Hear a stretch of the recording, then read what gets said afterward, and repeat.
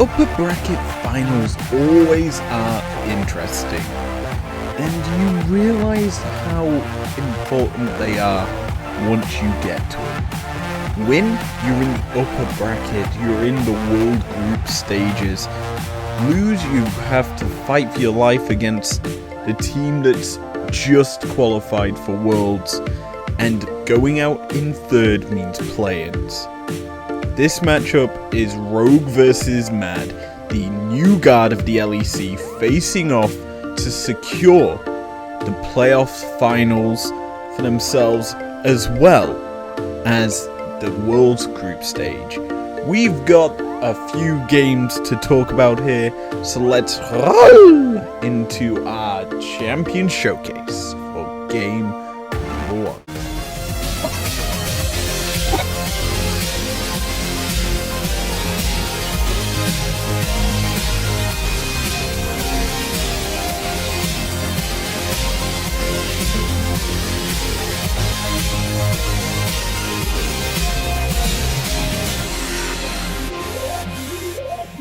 Welcome to giving over 4 kills for free to the Mad Lions here in game number 1, and our player today is Kaiser.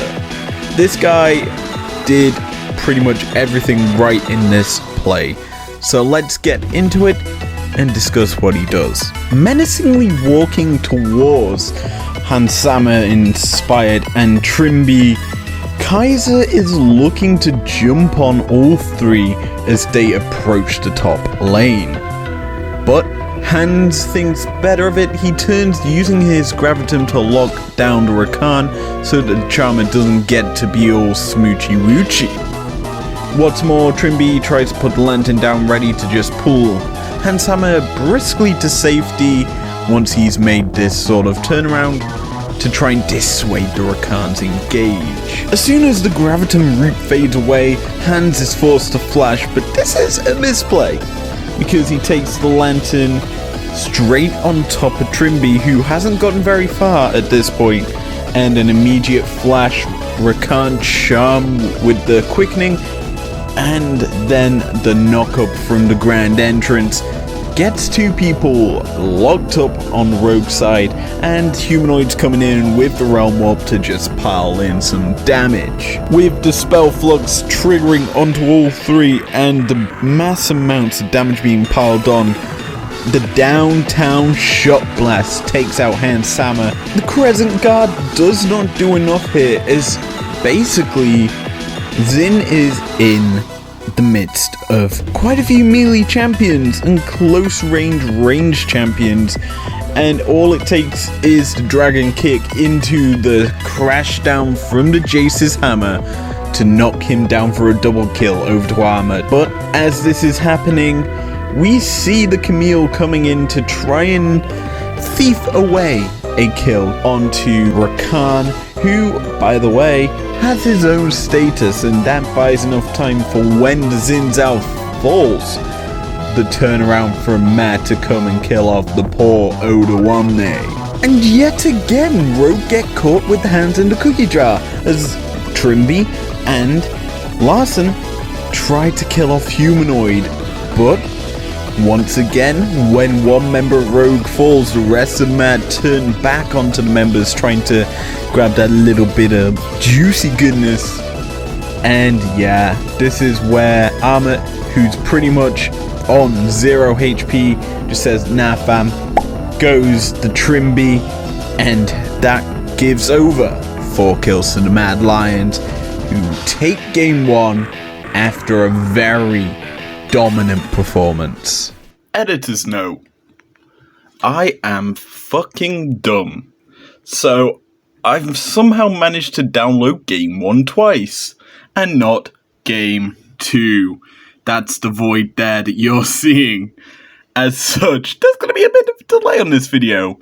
Well done to this guy.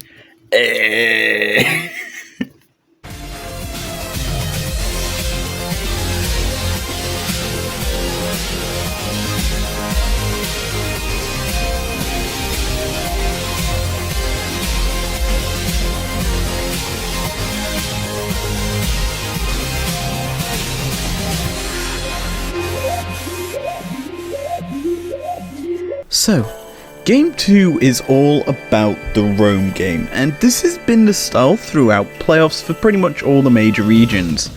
It's all about the lanes roaming to affect the rest of the map, and you look at Mad Lion's draft, it kind of reflects in that style. As you've got a Ryze in mid lane who's got that roam up to teleport team members with him over to whatever play that's happening, and 2 TPs on the Jace as well as the Ryze who can just come in wherever they like behind the enemy team. Now this is impactful, and it's what we're seeing here in this play. Is what you're seeing right now is Armor just casually backing. Nothing sus happening here, no sussy backers on our screen, and he does get his back stopped, but he goes to a safe location, dropping a ward where he stands, and this is a very impactful thing, as this sets up the entire play for the Mad Lions. So when we watch this play again, what happens is when Rogue step up into the wave, the TP comes out from Armor behind them, the roam ward brings in 2, and Kaiser has roamed up, preps his Hex Flash, and basically he gets an easy headbutt pulverize onto the Aphelios, and the 200 years gets shut down. What's more, Trimby, who's playing Leona, who has very little mobility, gets popped thanks to the Ryze locking him up with the Rune Prison, and then it's just the 2 free kills to the Mad Lions, who then go on to win Game 2.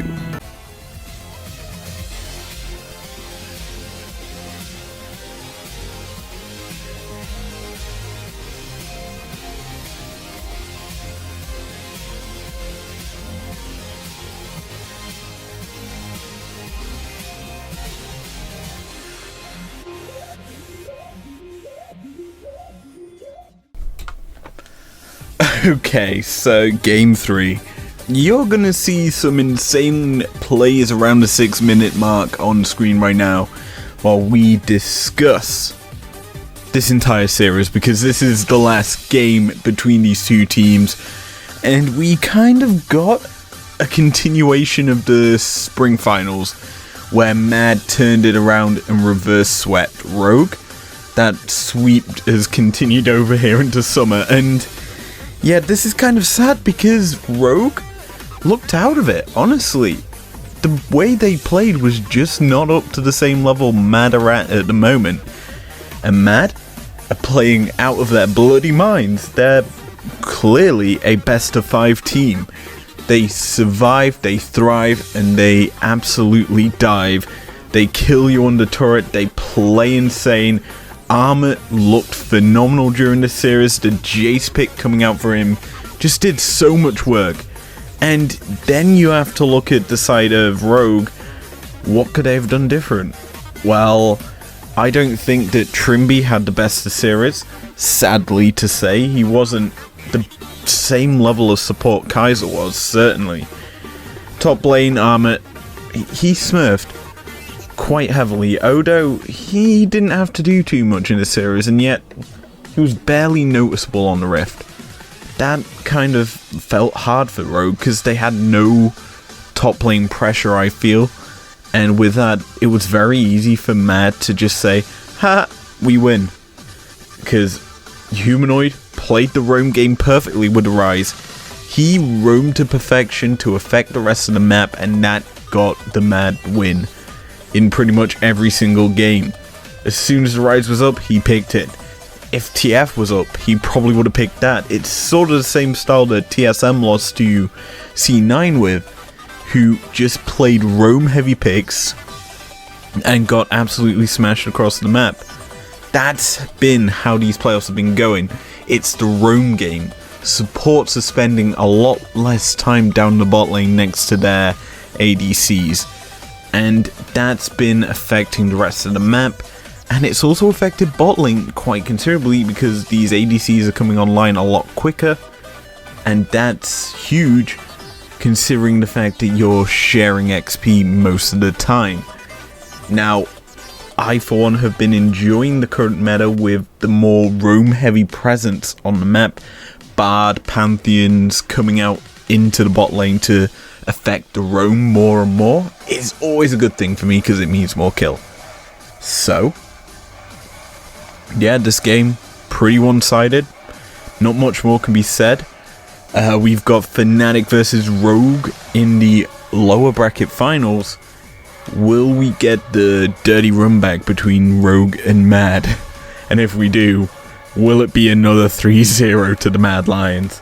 I don't know. I think Mad, they've got nothing to lose in the best of 5 upper bracket final after showing this against Rogue.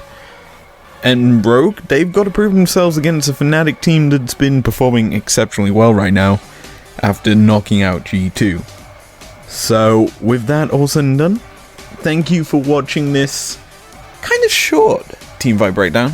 And I'll see you guys next time, where that 3 games is turning into 5 as we have 100 Thieves versus TL. See you guys then.